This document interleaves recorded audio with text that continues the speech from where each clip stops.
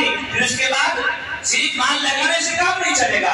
چلو جماعتیں آئی, مہمان آئے, آپ نے ان کی خدمت کر دی. آپ کے مسجد میں آئے, مہمان بن کر آئے, آپ نے ان کی مال لگا کر کے ان کی دعوت کر دی, ان کی خدمت کر دی. فرمایا نہیں, صرف مال لگانے سے بھی کام نہیں چلے گا, مال کے ساتھ جان بھی لگاؤ, مال کے ساتھ جان بھی لگاؤ. پھر فرمایا کہ جان لگانے کے بعد بھی چھٹکارا نہیں ہے. مال آپ نے لگایا ہے, جان بھی لگایا ہے, اوقات بھی لگاؤ, ان کے پاس آؤ بھی, ملاقاتیں بھی کراؤ, گشت بھی کراؤ, الگ الگ انفرادی اجتماعی جو بھی ملاقات کی شکل ہو وہ بھی کراؤ. مال بھی لگانا ہے, جان بھی لگانا ہے, اوقات بھی لگانا ہے. پھر فرمایا اگر کوئی انسان مال لگا لیتا ہے, جان لگا لیتا ہے, اوقات لگا لیتا ہے اور گھر میں ہی رہتا ہے, فرمایا اس سے بھی کام نہیں چلے گا, ہجرت بھی کرنا ہے. جو ہاں ہے اس سے ہجرت بھی کرنا ہے, گھر کو بھی چھوڑنا ہے, کاروبار کو بھی چھوڑنا ہے, تجارت کو بھی چھوڑنا ہے, بزنس کو بھی چھوڑنا ہے. اللہ کے دین کے لیے اپنے اولاد کو,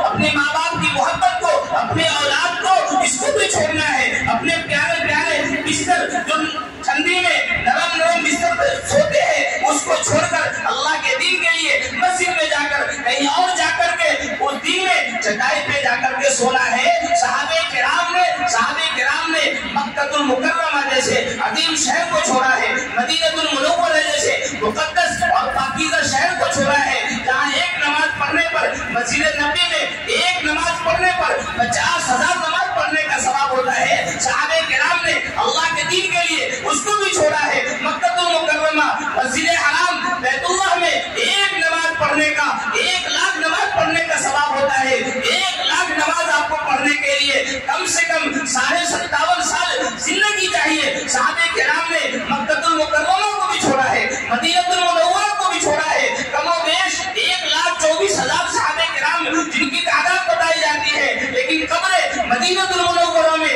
9 سے 10,000 بتائی جاتی ہے. معلوم یہ ہوا اللہ کے دین کے لیے اگر آپ کو ہدایت چاہیے, اگر ہمارے اندر تبدیلی چاہیے تو اللہ کے دین کے لیے مال بھی لگانا ہے, اللہ کے دین کے لیے جان بھی لگانا ہے, اللہ کے دین کے لیے اوقات بھی لگانا ہے, اور اس کے بعد اللہ کے دین کے لیے ہجرت بھی کرنا ہے.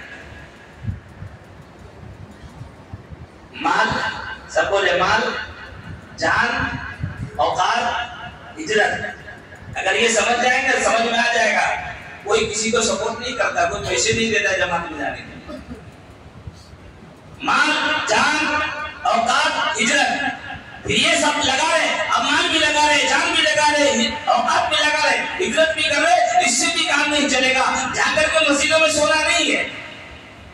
جماعت آئی دور سے, اب چلو مال بھی لگا دیے, جان بھی لگا دیے, اوقات بھی لگا دیے, ہجرت بھی کر لیے ہے, تو کیا مسجد رحمان میں آ کے سونا ہے, کہیں اور جا کے سونا ہے, دہلی میں جا کے سونا ہے, شہر میں جا کے سونا ہے, کلکتہ میں جا کے سونا ہے؟ نہیں. فرمایا اللہ کے بندوں کو اللہ کی طرف دار سے دعوت دینا ہے, اللہ کی طرف بلانا ہے, اتنی بصیرت کے ساتھ, اتنی قوت کے ساتھ بلانا ہے کہ اس کی اجڑی ہوئی زندگی میں, اس کی اجڑی ہوئی زندگی میں باہر آ جائے, اس کی زندگی بدل جائے, اس کی زندگی میں تبدیلی آ جائے. اللہ کے دین کے لیے اللہ کو, بندوں کو اللہ کی طرف بصیرت کے ساتھ, قوت کے ساتھ, پوری ایمانی طاقت کے ساتھ, جوش کے ساتھ, حرارت کے ساتھ اللہ کے بندوں کو اللہ کی طرف بلانا ہے.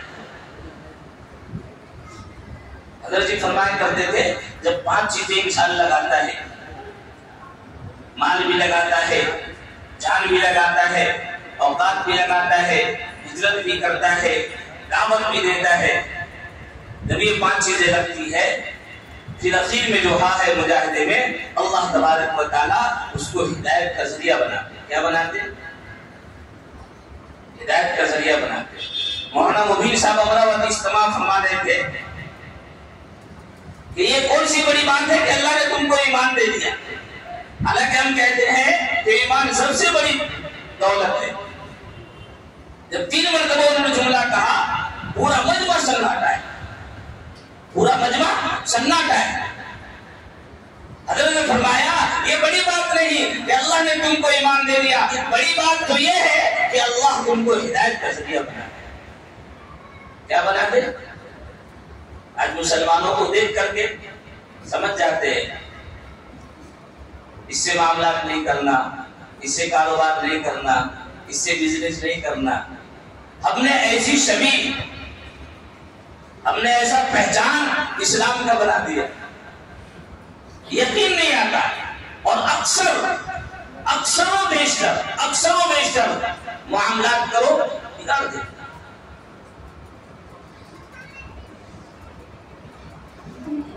اس لیے اسلام تو بہت اچھا ہے، مسلمان اچھے نہیں۔ اسلام تو کیا ہے؟ اسلام تو بہت اچھا ہے، لیکن اس کے ماننے والے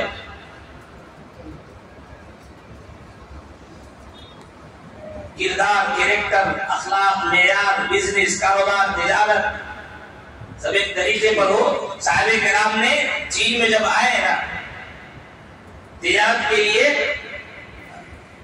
جہاں سے اسلام پھیلا ہے، صحابہ کرام نے تقدیریں نہیں کی، زبان نہیں جانتے تھے، بیانات نہیں ہوتے تھے،